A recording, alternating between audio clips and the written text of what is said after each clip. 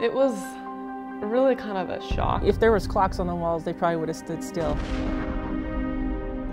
We saw an ambulance out in front of the store. I knew that something was probably really wrong. Stuff like that doesn't happen in a small town.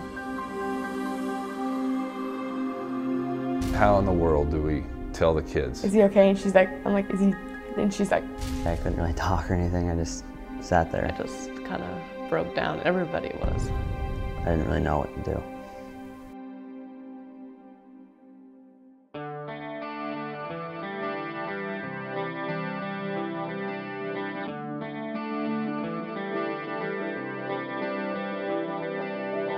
Welcome to Helix.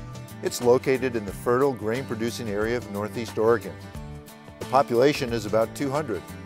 If you count the folks in the surrounding areas, maybe 500 or 600. Their church, the only one in town, has been there over 100 years.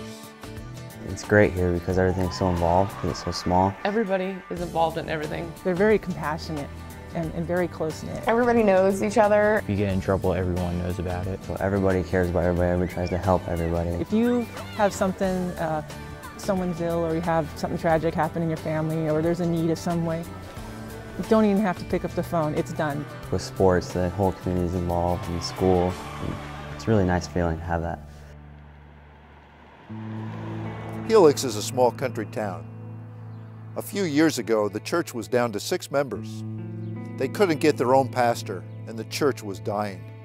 We were going down, down, down. Less people were going and wasn't really that in touch with things. We needed a family who could be there full-time in the community to share the gospel with us. And Village Missions provided that. When I heard about the type of ministry setup, environment was, I was anxious to come, excited to come. Probably in the first 3 months that Mac was here, he got to know more people than the previous 10 ministers combined. If there's something going on in the community, you can bet Mac's going to be right in the middle of it. Mac McComb, one of my firefighters, he's been awesome because he's filling the shoes as a pastor. He's also one of my firemen. He's also a parent. He's a community member. We don't have a counselor here. We don't have a nurse. We don't have any of that kind of stuff to work with the kids. But we do have a very involved pastor. He'll sit down at a table, and next thing you know, there will be kids all around him talking to him. The service has gone from about 7 people at Helix to about 40 now, since Mac's been here. He's made a huge impact. Everybody loves him. My parents started going to church again, and they're making me go again.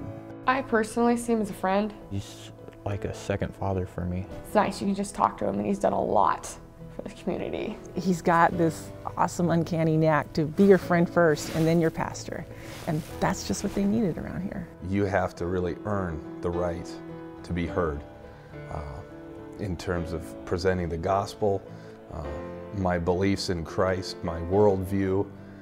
You can't just push that on people, especially in the culture of a rural setting.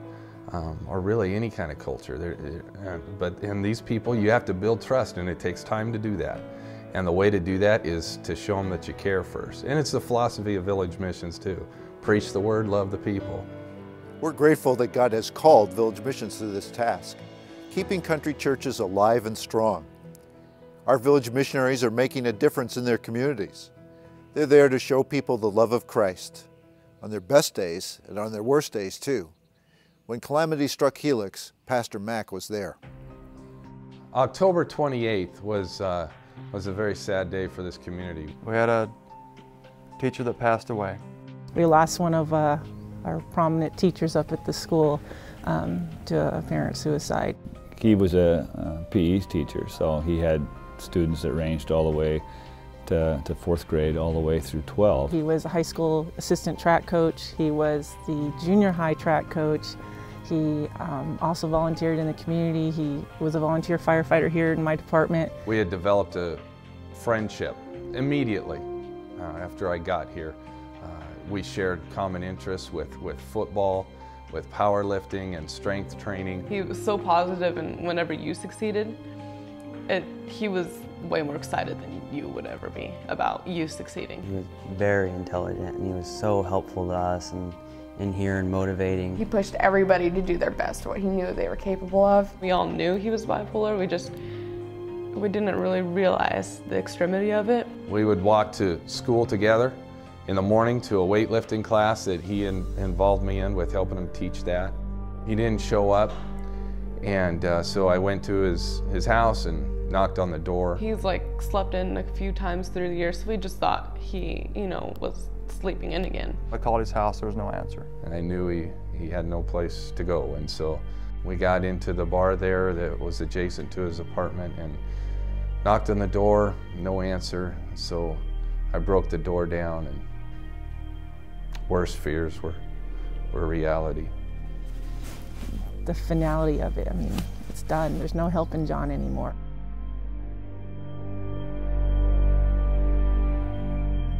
Mr. Cope, the principal, called it assembly. We grabbed the kids at 11:15, took them in the gym. And he started telling us, and everybody it went quiet. You couldn't hear anything. Couldn't really get a grip on it yet. It took me quite a while. It shook the school to its core. It was like losing a family member. Pastor Mac, that day that John passed, he played a critical role. He was a trooper through it all. He was at the school from the start. He spent hours and hours up here just trying to keep the kids together, praying for them. It wouldn't go out of my head, so he helped me out the day after and all that, just talking me through it and all that. One of my friends started crying and I didn't really know. I wanted to help him, but I didn't really know how to help him. I didn't know what to say. How do you try to explain why somebody that is a role model and an educator and a coach, why he would take his own life?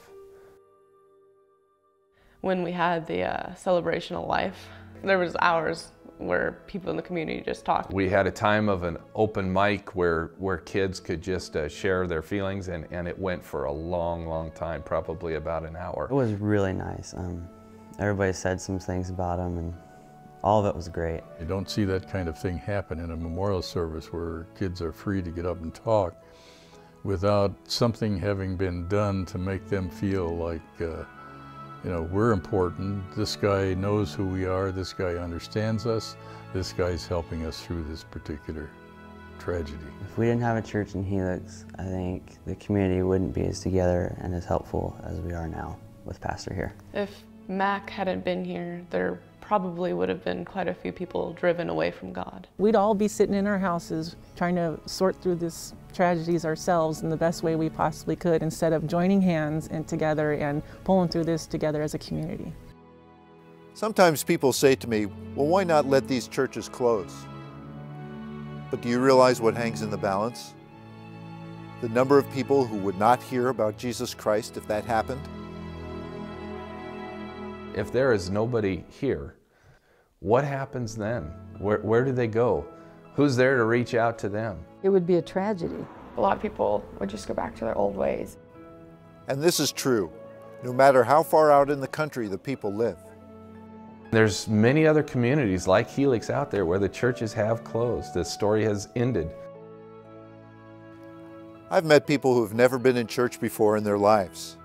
They told me that their parents had never been in church and their grandparents. But they met Jesus through the love of a committed village missionary.